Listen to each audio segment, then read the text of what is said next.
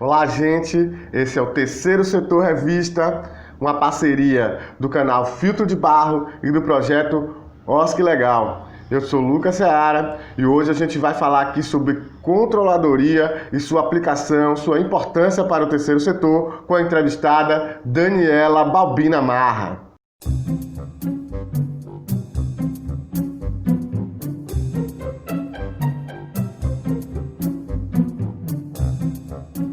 Daniela Balbina Marra é contadora, especialista em terceiro setor, tem mestrado em administração pública e políticas públicas e o tema de hoje é controladoria e a sua importância e a sua aplicação nas organizações do terceiro setor. A controladoria como controle de processos para a gestão das organizações que ajuda na tomada de decisões. E dentre os temas que a gente vai tratar, a gente fala sobre auditoria interna e externa, o papel da contabilidade nos processos de controladoria, a automatização da contabilidade, o papel das pessoas que atuam na controladoria, as questões éticas, os documentos importantes no processo de controladoria, desde os estatutos das instituições. E é isso. Vamos lá, Daniela Marra, aqui no Terceiro Setor Revista. Daniela, então eu queria que você desse para a gente uma definição, né, para o pessoal entender o que é controladoria e qual a importância dela para o terceiro setor, né? Vamos começar, então, pelo básico, para a gente esclarecer para o pessoal que está nos assistindo. Lucas, obrigado pelo convite, estou feliz de estar aqui. E a controladoria, a própria palavra remete a controle, né? Então, controle, o que a gente pensa? Um sistema com ferramentas para que a gente possa controlar determinado assunto, determinada pessoa, né? Quando a gente fala de controle, vem muito isso, uma questão de dominação. Mas na controladoria, falando de gestão, de negócios, de entidade, de organizações como um todo, a gente não tem como dominar um controle, né? Eu falo que os controles são executados por pessoas. Então, a gente não tem como garantir 100% disso. A controladoria vem com um sistema de controles internos para garantir que os processos que são executados pela entidade, sejam administrativos, sejam operacionais, eles não tenham desvios, eles incorram com o menor risco possível e a gente mitigar os atos de corrupção. Então, é um sistema de controle que vai vir para assessorar a organização para que ela cumpra exatamente a sua missão, os seus objetivos institucionais e os seus objetos dos projetos que ela está apta a fazer ou que ela se propõe a fazer. Então, é um sistema de pessoas e ferramentas tecnológicas que vão estar fazendo todo esse pente fino, né? Eu até chamo muito que é um sistema de filtros. Você vai colocando entre os processos os filtros que a gente vai fazer as checagens para ver se o risco está grande, se não está, se a gente teve ato de corrupção aí dentro do processo que foi executado. Dani, então diz pra gente o que é então que o sistema de controle, esse sistema de controle tem a ver com a contabilidade? Qual é a relação, então, da controladoria com a contabilidade? A contabilidade, hoje, eu falo que é o último filtro em qualquer processo. Então, se a gente pensar uma compra de um papel, né? Vamos comprar. A gente vai fazer uma ordem de compra, a entidade, né, do terceiro setor faz uma ordem de compra, ou faz uma cotação, faz a compra, chega essa nota fiscal na entidade. Essa nota fiscal, depois dela passar pelo processo de pagamento, pelo processo de recebimento dessa mercadoria, ela vai ter seu registro lá na contabilidade. Então, a contabilidade é o último filtro onde definitivamente a gente vai ter um registro numérico e que vai informar que aconteceu essa compra e que aconteceu esse pagamento na sequência. A contabilidade, então, é o último controle que a gente tem de um processo. Então, como último, ela evoluiu, né? Eu falo que a controladoria é uma evolução da contabilidade a partir do momento que ela vai exercer esse controle de uma forma mais ampla. Em vez de ele acontecer só lá no final, quando chegar na contabilidade, a contabilidade ela tem que olhar o processo todo, ou todos os processos que foram intercalados até que se chegasse a esse registro contábil. Essa é a relação, então, da contabilidade com a controladoria. A contabilidade vira esse grande insumo da controladoria, né, com o registro de todos esses passos executados pelos gestores em todos os processos para a compra de um papel. Daniela, e a tomada de decisões? A importância tanto da controladoria quanto da contabilidade para a tomada de decisões. A gente sabe que uma boa gestão contábil ela é super importante nas organizações. Eu queria que você falasse especialmente desse papel da tomada de decisões. A tomada de decisão. Quando a gente vai tomar uma decisão, a gente espera ter todas as informações possíveis para essa decisão, não é isso?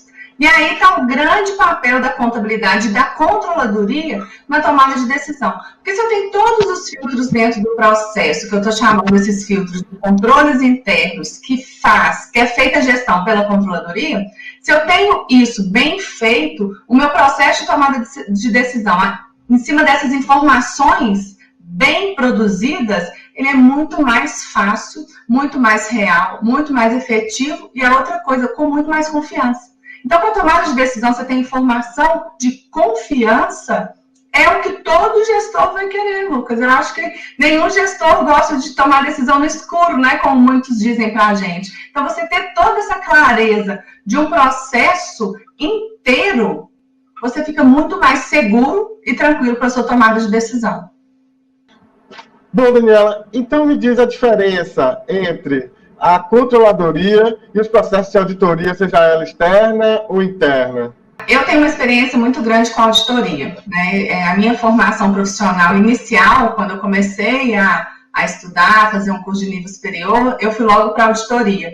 E na auditoria, o que a gente faz? A gente vai aferir e dar uma opinião acerca dos controles internos que as organizações exercem. Então, eu trabalhei tanto com a organização do primeiro setor, do segundo setor, quanto organizações do terceiro setor.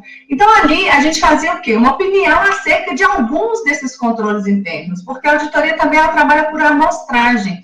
Ela não trabalha no processo ou em todos os processos que a gente precisa desenvolver para fazer determinado tipo de aquisição, de investimento, de gasto que seja, né, ou de captação de recursos.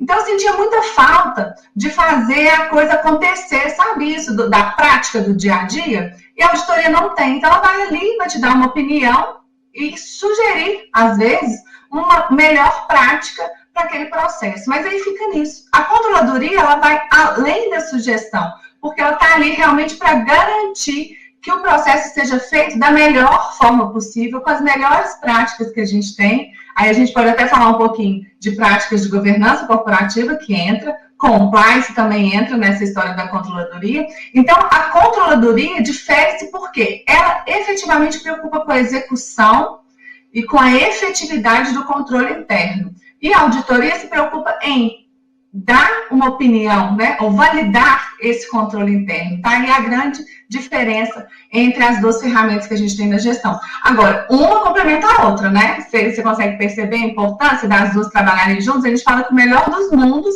é que a gente tenha controladoria, auditoria interna e auditoria externa. Aí, aquela questão que eu te falei, de mitigar risco e evitar ato de corrupção, não é possível, né, que aconteça com todos esses três, né, com essas três ferramentas adotadas dentro de uma organização. Bom, já pegando o gancho, então, na sua pergunta, na sua resposta, aliás, vamos falar, então, de governança corporativa e de compliance, né? Os controles, tudo isso, como isso reverbera na governança corporativa. Governança corporativa e compliance, a gente já vem numa parceria muito com vocês, né, os advogados.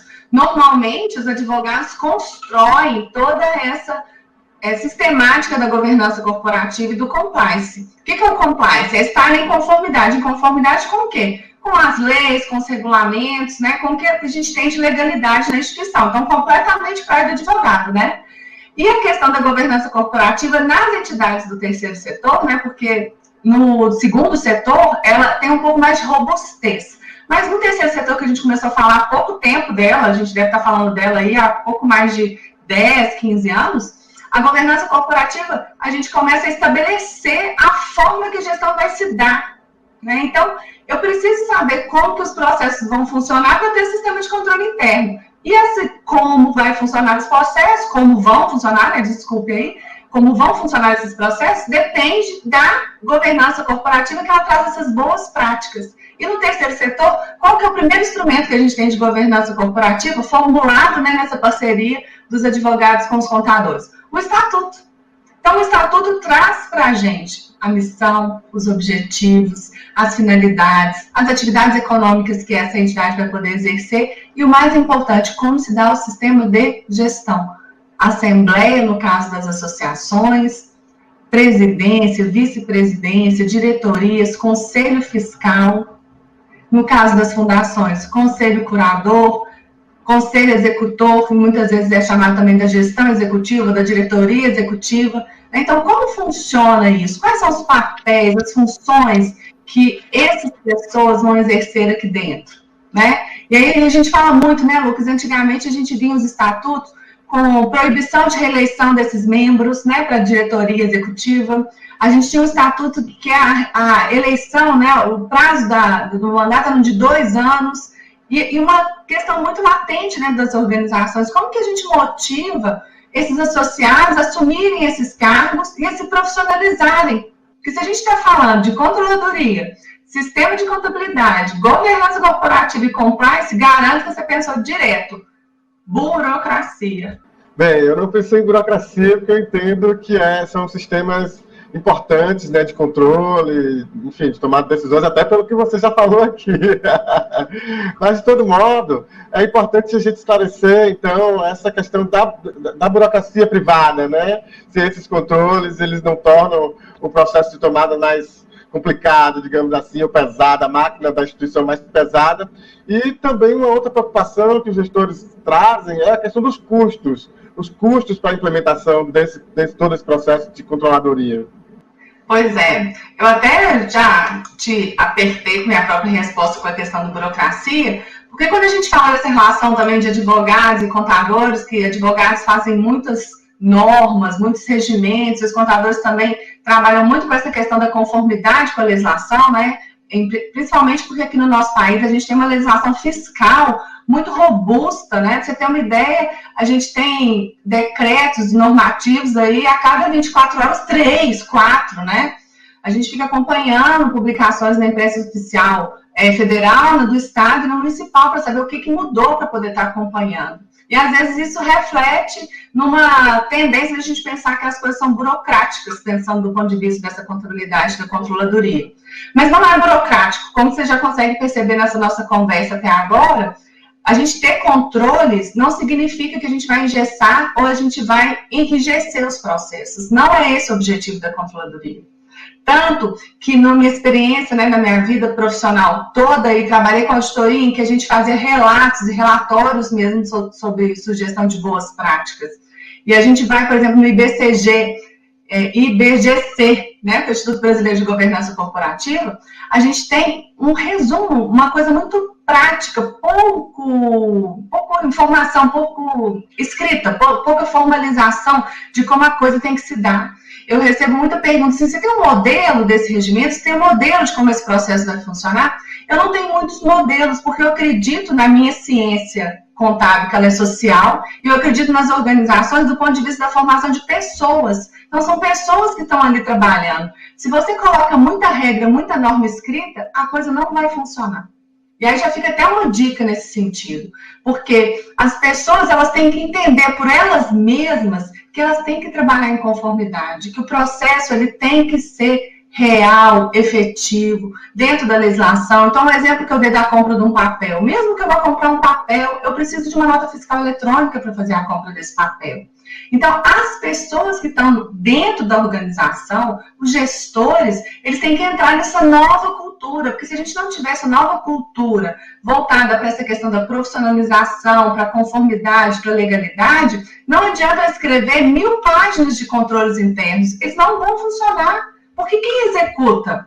As pessoas, né? Então, o mais caro desse processo, eu penso, que é investir nas pessoas, porque cultura é a coisa mais difícil da gente mudar, né? Porque a cultura tem que alinhar o objetivo pessoal desse profissional que está dentro da entidade com o objetivo institucional.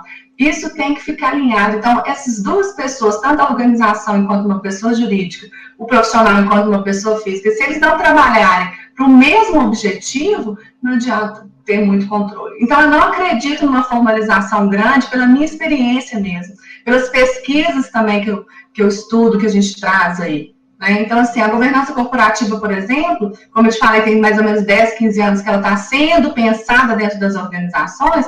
Numa pesquisa de 2007, que uma colega contadora, que chama Cláudia Gontijo, fez para o mestrado dela, Lucas, ela conseguiu perceber que metade das organizações que ela estudou, e esse número de organizações, ela pegou pela RAIS, né, a gente nem tinha ainda mapa das organizações da sociedade civil, então ela pegou todas as organizações que tinham CNPJ, nem metade delas tinha efetivamente uma governança corporativa inicial, que é essa que eu te falei, de ter um estatuto funcional na prática, né?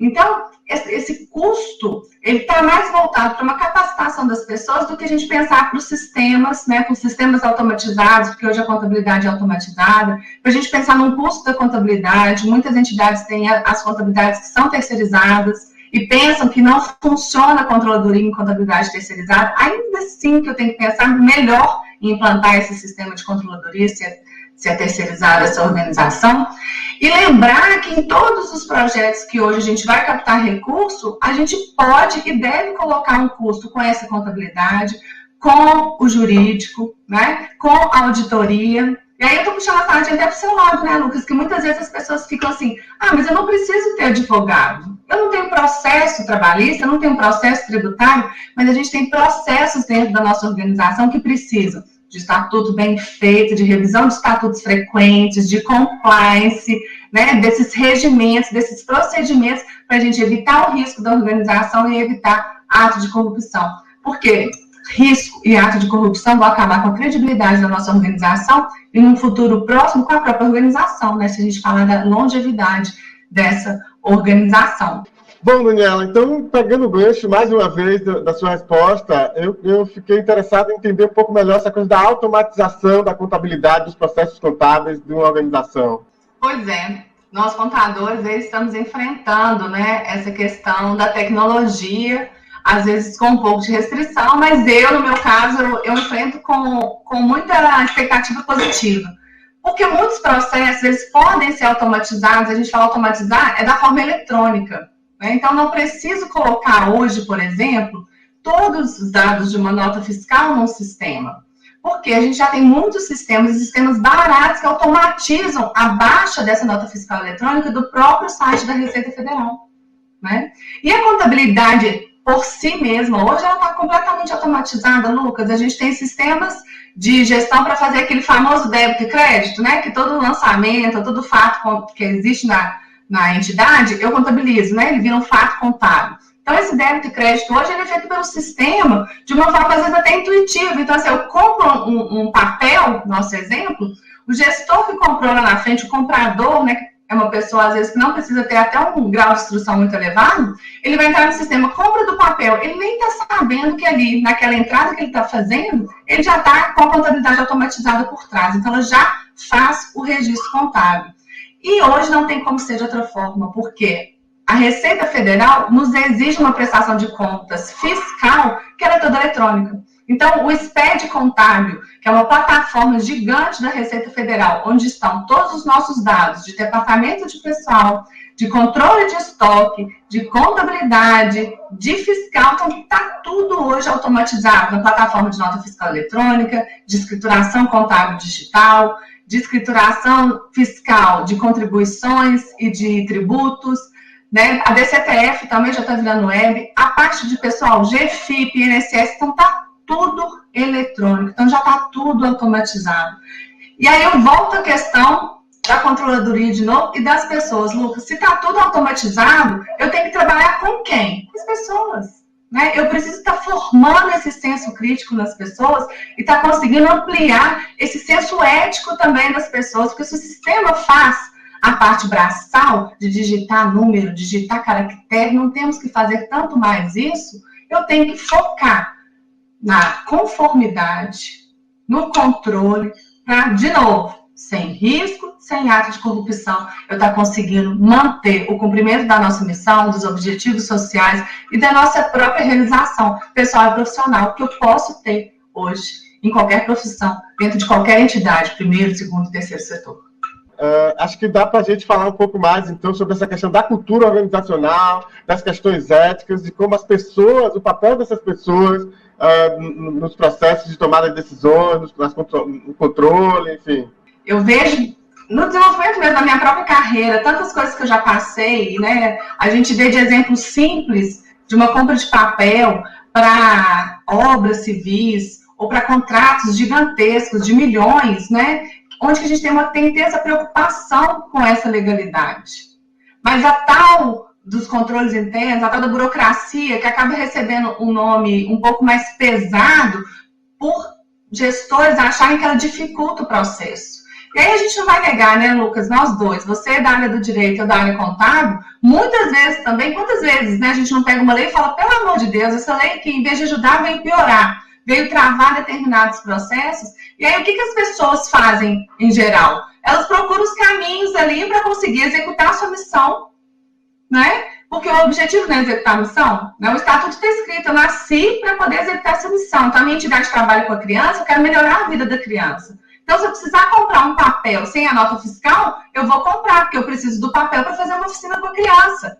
Então, o nosso gestor pensa assim. E aí, como que você mostra para esse gestor que esse pensamento de encontrar os caminhos fora da legalidade, ele é um caminho correto? Olha o desafio que a gente tem realmente com essas pessoas. Porque você fala assim, poxa, ele cumpriu a missão.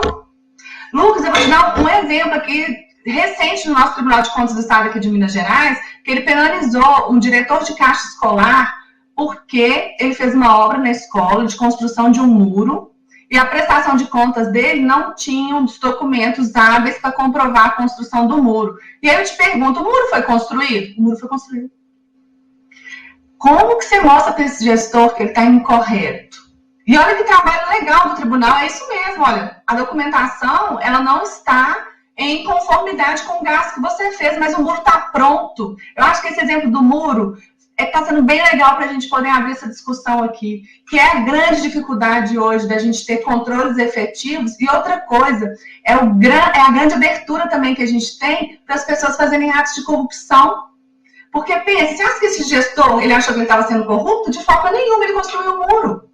Mas ele não utilizou dos mecanismos legais para construir esse muro. Isso deixa de ser um ato de corrupção? Então, Dani, queria te agradecer por demais por ter aceito o convite para estar aqui no Terceiro Setor Revista. Você sempre traz questões muito interessantes das suas lives. E aqui também, no Terceiro Setor Revista, trouxe considerações muito bacanas. Pena que o tempo é sempre curto. E aí, eu queria agradecer mais uma vez e que você deixasse, então, suas considerações finais aqui para o nosso público. Eu adorei estar aqui. Um processo diferente, né? A gente participar de uma entrevista online. Foi muito bacana. Espero que eu consiga ter contribuído para os gestores das pequenas e das grandes organizações. Que a burocracia, ela não é um entrave para a organização. A burocracia é o primeiro passo da gente ter efetivamente uma organização. A controladoria é o segundo passo para que a gente consiga que essa organização se dê pelas vias legais e das vias conformes. E não pensar que essa via é para garantir um objetivo externo, é para garantir o objetivo interno da organização. E que isso tudo não custa caro. O investimento nas pessoas nunca custa caro. Tem sistemas automatizados que podem facilitar isso tudo? Tem. E hoje os sistemas também são muito baratos, né? A gente, inclusive, tem doação de sistema para organizações do terceiro setor, aquelas que andam bem. E outra coisa, vamos nos lembrar, a gente precisa de captar recurso o tempo inteiro. Toda essa conversa que tivemos aqui hoje sobre organização, controle interno, controladoria, ela traz o quê? Um índice de governança corporativa para a gente elevado, que está ligado diretamente na nossa capacidade de obter recursos. Vão aí participar de editais, ou até de prêmios, né? Tem a revista Exame que dá o prêmio das melhores ONGs. Busquem lá para vocês verem os critérios que você tem que cumprir para participar dessa premiação, gente. Todo em cima de governança corporativa, de controladoria, de atender os seus objetivos institucionais e estar em conformidade. Então, vamos investir nisso, porque o resultado só pode ser bons impactos sociais para as entidades, para que elas consigam fazer o que elas mais querem, esse bem para o próximo, né, que é a grande missão da maioria das nossas organizações aí no terceiro setor. Lucas, estou feliz demais de estar aqui, agradeço de novo toda a equipe aí da revista e à disposição sempre, viu? Muito bacana, então, a entrevista com Daniela Balbina Marra, que a gente tratou sobre os processos de controladoria, que são processos de tomada de decisões, mas especialmente sobre pessoas. E no próximo programa a gente vai estar aqui com a advogada Bianca Monteiro. Ela é advogada, mentora, palestrante, escritora, coautora do livro Roteiros do Terceiro Setor e vai trazer dicas práticas para os gestores de organizações nas parcerias. Então, fica ligado, Terceiro Setor Revista, vai lá no canal Filtro de Barro, se inscreve, dá seu like, deixe seus comentários, suas perguntas que a gente responde e acessa o site do projeto OSC Legal. Tamo junto, quarta-feira, novo programa, Terceiro Setor Revista, canal Filtro de Barro.